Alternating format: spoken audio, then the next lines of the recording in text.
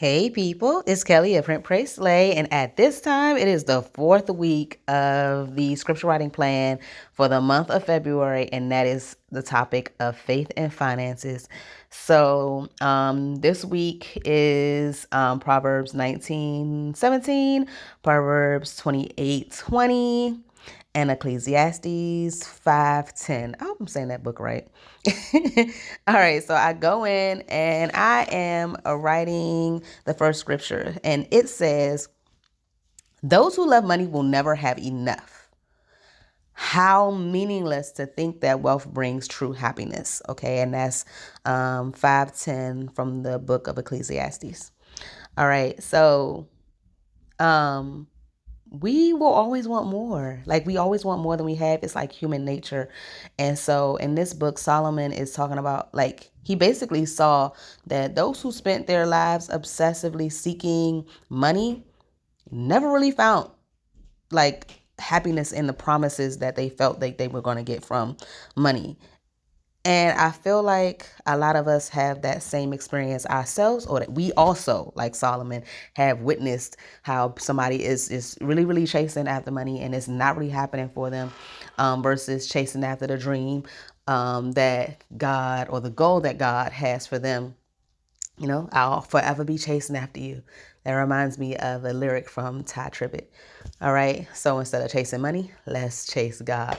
Right. So no matter how much you earn, if you try to create happiness by accumulating wealth, you will never really have enough. You're really not going to get to that point of joy. Money is not wrong, but loving money leads to sin. We talked about, how dangerous it is to have this love for money, this yearning as if it just consumes everything. All right, we are going to use money for the good of the Lord. All right.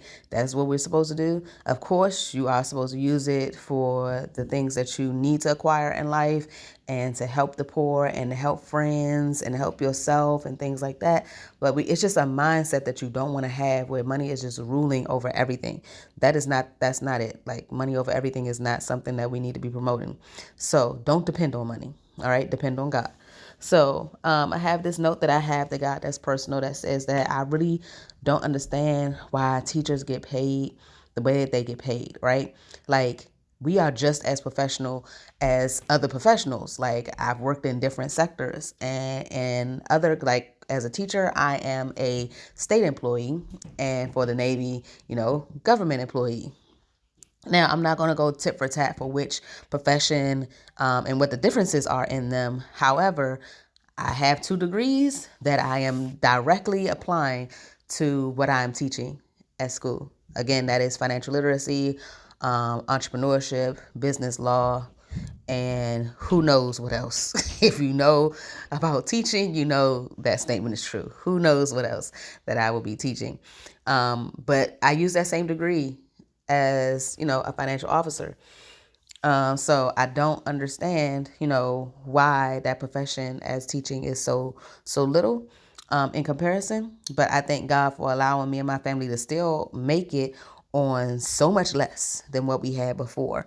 All right, as far as like our income from our careers. I definitely believe in multiple streams of income for that very reason. I decided in pink that I wanted to write help the poor. I got a little artsy with it. I dotted the help the, the help the, but yeah, I put dots on the help the words, and then I traced poor. All right. And after doing that, I pulled that from the second scripture that I'm writing, which is Proverbs 19:17. And it says, "If you help the poor, you are lending to the Lord, and he will repay you." So that is more powerful than I think I thought about when I was writing it, to be honest, like saying it out loud. And it's like lending. Remember before we didn't want to, we wanted to be the lender. We didn't want to be the borrower. Ooh, that's a word right there. All right. And here is saying that if you help the poor, you are lending to God. And then your repayment is from him. So that is interesting. That is interesting. I'm going to dive deeper into that when I finish this video. And if I find any notes that are new, I'm going to add them. I'm going to, of course, punch them in here and add a little tip in because I really want to dive into that a little bit more. But my notes that I have after that is that God values us all like, poor and rich, no matter what. When we help the poor, we are honoring both the Creator and His creation, all right, because He created us all. And I go into a personal story that I had where I remember giving to an older gentleman on the street by Raven Stadium when I was on my way to college. And this would happen often. I would go from my home to college, and every time I passed Raven Stadium, I would see this man. And blessing others when you are in need, again, I'm in college, so I needed that $5. But I oftentimes gave it to this gentleman. And I thought it was amazing. Like, God knows that I needed that $5, and I gave it to him each time before I returned to school. And I'm not going to sit here and say, I gave that man $5 and the Lord gave me 10. I don't know. All I know is that I felt led to give it to him, and so I did, and it felt amazing. So the last scripture is Proverbs 28:20, and it states that the trustworthy person will get a rich reward, but a person who wants quick riches will get into trouble. Oh, don't we know this? All right. So in desperation, a lot of folks make emotional decisions, and their desire to be rich really clouds their judgment. All right. They really feel like money is going to solve all their problems in life, and that really doesn't happen. And they end up either acquiring more stuff. They claim to be better than others, and they eventually are trying to be a different version of themselves in the success that they see themselves as versus what God has called them to be.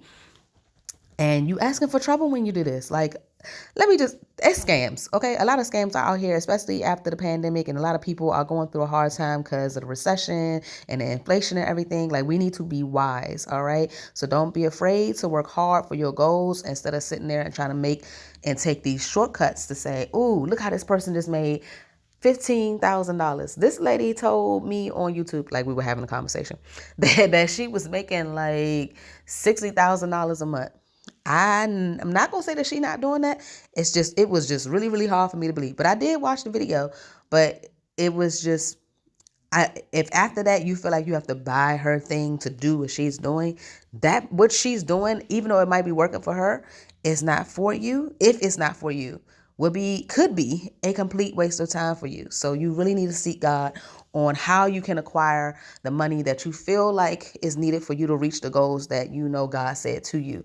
All right. So after he gives you that vision, ask for some clarity. Like, what do you want me to do with this, Lord? How am I supposed to reach these goals? And if money is required, then ask him about how to do that. All right. There's nothing wrong with going back to him. I'm so excited to jump into March. It is there. Thank you guys for watching. Appreciate it. Love y'all.